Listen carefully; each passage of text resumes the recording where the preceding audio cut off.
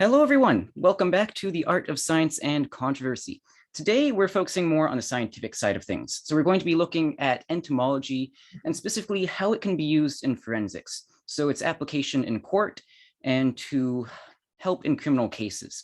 So for this topic today, I have Dr. Gail Anderson. So if you want to introduce yourself a little, Dr. Anderson, you can tell us a little bit about how you got into forensic entomology and the path you've taken. Sure. I'm Gail Anderson. I'm a professor at Simon Fraser University and the undergrad director of the criminology program at Simon Fraser University. I'm also the co-director of the Center for Forensic Research. And I got into forensic entomology completely accidentally, as many people do. Now, I guess people are a little more aware of it, so they actually focus on it and think of it as a career path, but I certainly didn't. I'm an entomologist by training, going back to grade school when I had very good teachers that taught me about insects, and I enjoyed that. So then I was good at it. So therefore, you enjoy things that you do well in. So I had really good teachers. And then through university, I had really good entomology teachers. So I decided I wanted to be a medical and veterinary entomologist. That is the kind of entomologist that works with insects that cause diseases. So that could be mosquitoes, malaria, things like that. Mm-hmm. And so I came to Canada to do my graduate work, my master's and my PhD in medical and veterinary entomology, specifically working with the disease in horses. But while I was doing that, one of my supervisors, Dr. John Borden, had been one of the kind of movers and shakers getting involved with forensic entomology, not doing it himself, but basically networking. He was very good. He still is very good at networking and bringing people together. And he thought forensic entomology was something Simon Fraser University should offer. And so he had actually been instrumental in getting somebody to actually take cases. That person, when I was about in my mid-20s and was just in my early graduate career, decided he didn't want to do it anymore. He really didn't like the contact with the police and the contact with crime scenes, and he really didn't like court. So he quit. And John was really upset because he thought that this was a really good thing and the police were just getting used to it and thought it was useful.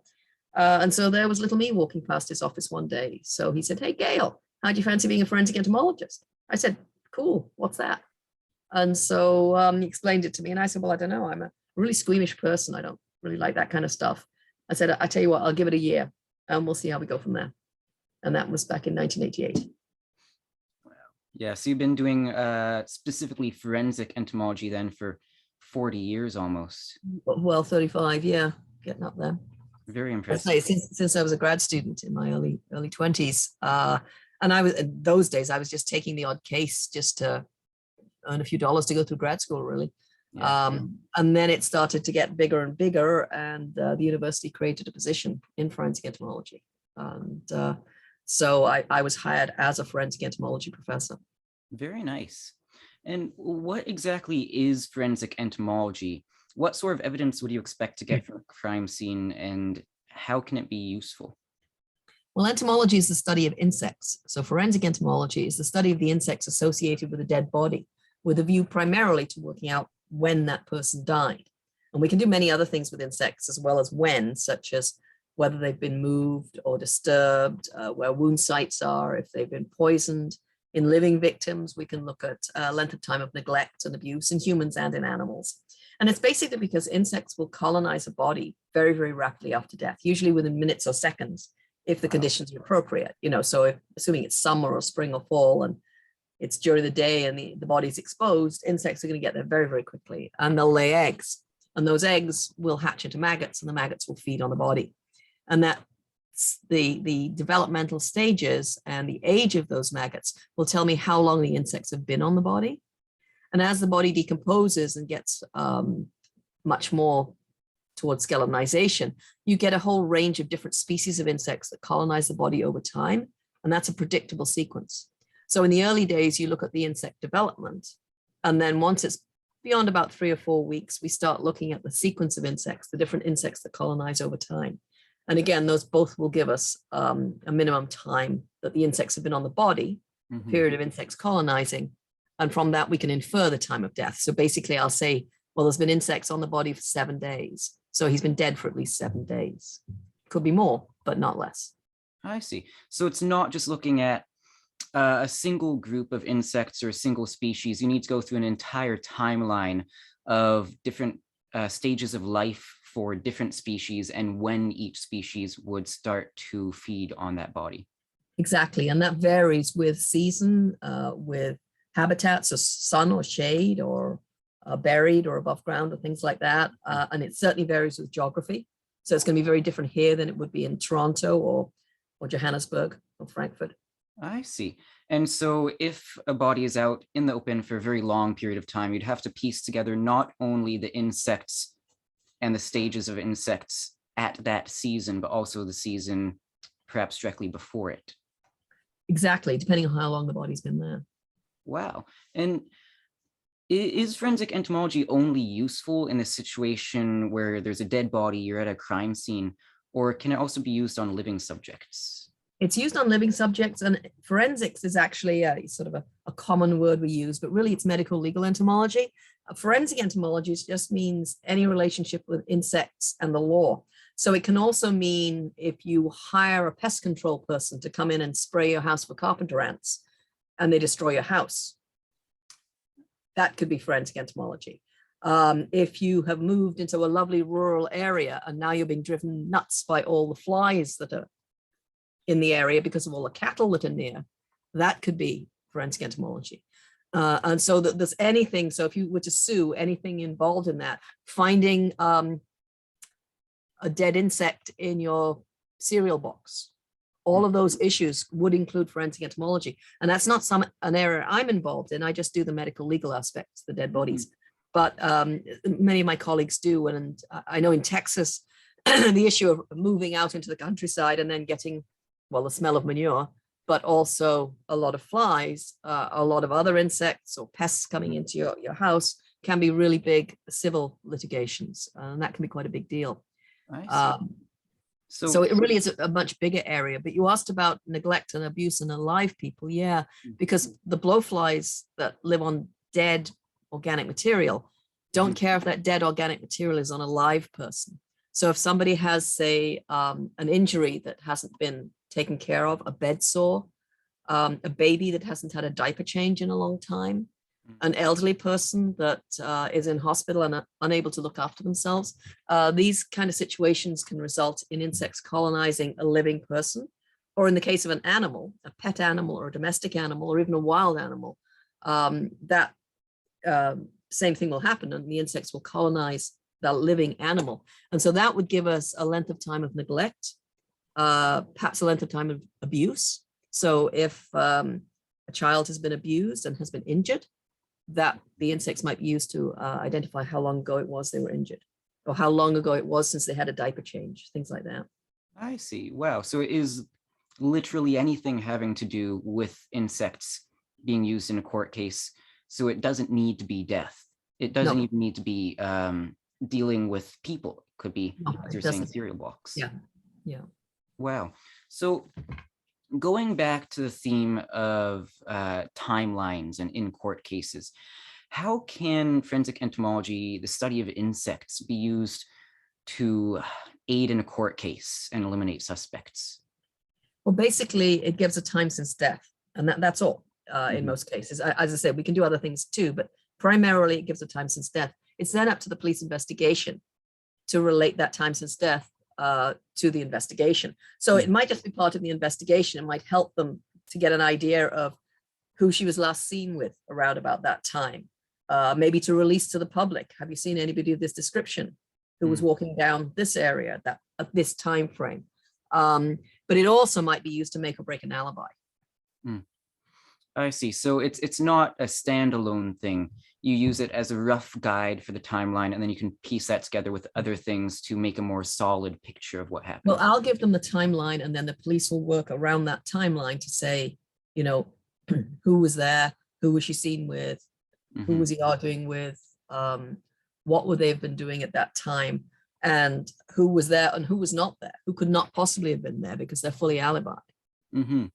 And can it be used, as you were saying, you can use it for other things than just timeline. So would you be able to use it to determine the way that someone died, or maybe on a very old body where the initial wounds would have been by just the pattern of the insects?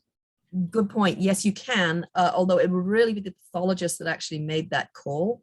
But the entomologist could point out where wounds are likely to be found, because a wound can be very fatal, but not actually hit the hard tissue. So once the body starts to decompose, it becomes very difficult to see where a wound actually might have originally been. But insects will colonize they will go originally for a wound site if there's a wound, and if not, for the natural orifices, because the little tiny maggots that hatch out of the eggs can't break adult human dry skin. This stuff's too tough for them to get at. So they need something that's going to have liquid protein for their babies. And so the female is really good at finding a site like that. That's why she's looking for a wound where there's going to be blood, liquid protein, or if not, the orifices where there's going to be mucosal layer. She's so good she can find a venipuncture when it's no longer visible to the naked eye. Wow. If you've ever seen a fly land on your food, she doesn't just lay eggs immediately. She walks. She walks all over it with her feet, and their taste sensors are in their feet.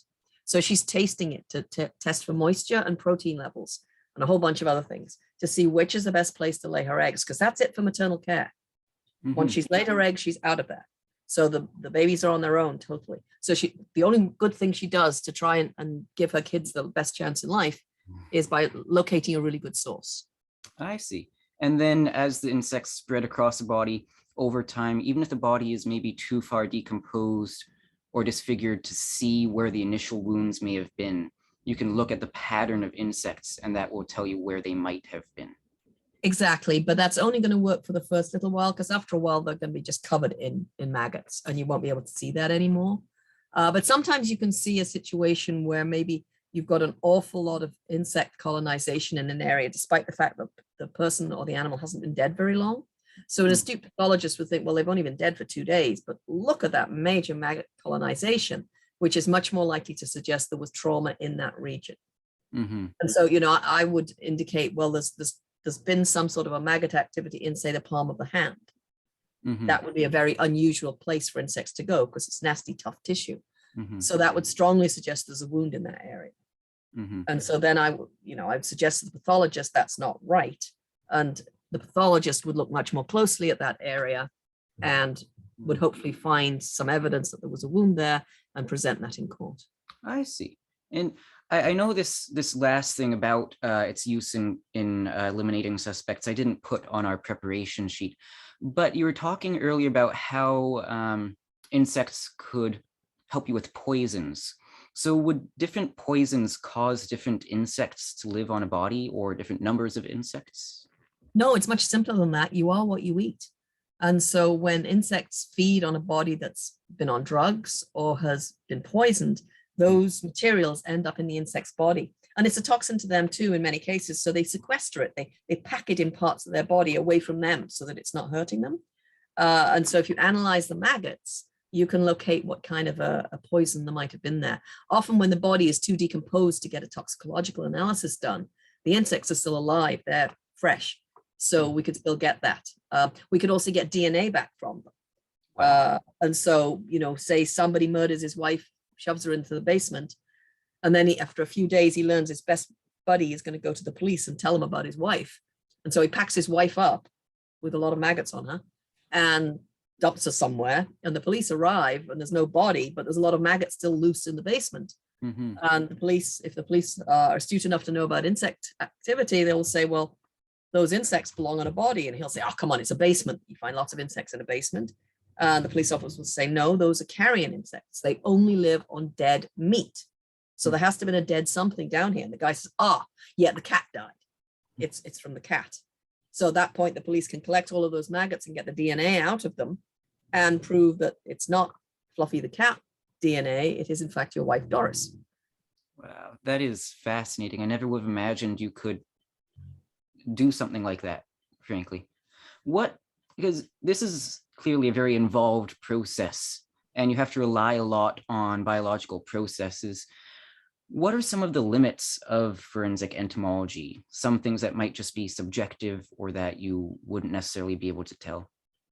Well, there's lots of things. The main thing, obviously, is season where we live. If you live in Florida or Hawaii or something, it's all year round. But here, we're very limited by season. So if it's now, well, now we might just start to see some insect activity on bodies. But if it was a couple of months ago, somebody can die and the body's just going to lay out there. There's going to be no insects colonizing. So that sort of thing is a big limitation.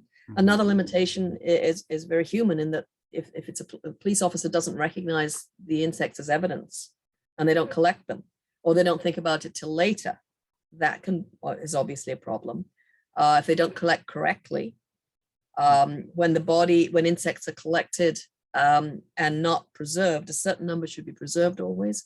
And if that doesn't happen at the scene, then I'm going to have to take into account an awful lot of other things, such as the temperature of the vehicle of the police officer's car, temperature of the office, and all the different places the insects have been, which is going to be very, very difficult to bring into the equation, which just adds difficulty to it all. I see. So you're not even just looking at the state of the impacts on the body. You're also having to look at them afterwards, after the collection process, and take all of that into account. Exactly, yes. Wow. So you are a very recognized figure in forensic entomology. I'm curious, what was the process like to make it such a recognized and legitimized field? I think it was just doing it, going out to crime scenes. I get calls from police officers saying, I got this dead body and I got these insects, and my mate tells me you could do something. And I'd say, yeah, it is a recognized science, honestly. It's a science that goes back to the 10th century in China. It's a very old, probably one of the oldest forensic sciences around there, but most people aren't aware of it or weren't. And so it was just a matter of me as a kid, as a student, turning up at crime scenes whenever they called me and showing them. So every crime scene became sort of like a lecture, and we go through it and I say, well, this is this, and this is why it's doing this. And this is why I'm collecting this one and not that one. And just going through it like that. And so the police began to see it and see me in action. And I'm a fairly enthusiastic person, so they got kind of enthusiastic about it too. Whereas before it was just, a gross, icky part of the body. And now they begin to see it as something that's actually going to have some value to them. And then you start to take it into court, and you start having court cases where the testimony can make or break the ending. And so then the police and the lawyers start to see that and start to recognize its value.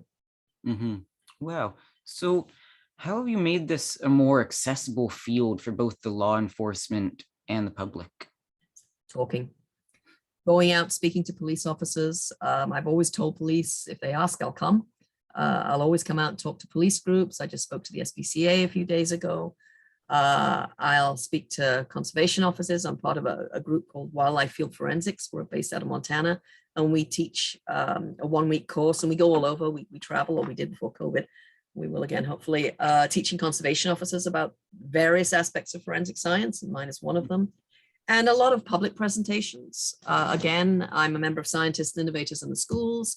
I'm on the SFU's expert directory. So if anybody wants me to come and give a talk, I will do so, and just try to spread the word. Basically, when I'm talking to students in schools and things, I'm just trying to show that science is sexy, science is fun. We can do really cool stuff with science, and that there are lots of jobs and things you never thought of doing. But I also do a lot of public talks. So speaking at the Burnaby Festival not long ago, SFU has lots of open houses. I speak at those. I speak a lot to Elder College, which is older people who are still very interested in science and things like that, and just get the word out to the public. I teach classes in this, of course, and those students in my classes take it home to their families and their significant others, etc., and discuss it. And it just gets the word out. My students, I have a large lab of students, and all of them are heavily involved in outreach, particularly with kids at various levels, like high school down to little kiddies, where they do not just forensic entomology, but science in general and forensic science. It's a great way to get kids enthused about, they get them past the ooh, ick factor of an insect and think of the, oh, wow, cool factor. Because once you start to see something as interesting, then you start to look and notice. And that's one of the main things I teach in my courses is, just go out and look. Well, there aren't any insects out there. Sure there are. Turn over a leaf, pick up a rock. You're going to find insects. And you start to see what impact insects have on our lives.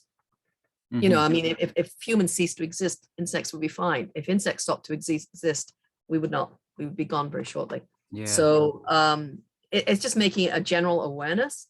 And then, of course, I hate to say it, but certain TV shows have added to that. big time. And I've done a lot of media. I speak to the media a lot. So I've done a lot of TV. I've done TV shows. I've done TV interviews. I've done all sorts of stuff like that. And again, it just gets the message out. Yeah. So again, very much the doing part of stuff, not the dreaming. Yeah. The doing and showing and letting people have a try. Very nice. So what sorts of resources would you recommend to our audience if they want to learn more about forensic entomology or just entomology in general? Well, there's an awful lot online, a lot on the web that you can download and look at. There's tons of stuff. I obviously had to teach my classes over the last 2 years remotely, which meant me digging through so much YouTubes and things like that to give them interesting images and videos and cases that they could substitute for the lab that we would normally have, and so there's a ton of stuff out there. Contact entomologists, contact forensic entomologists. Most people are willing to talk about their subject.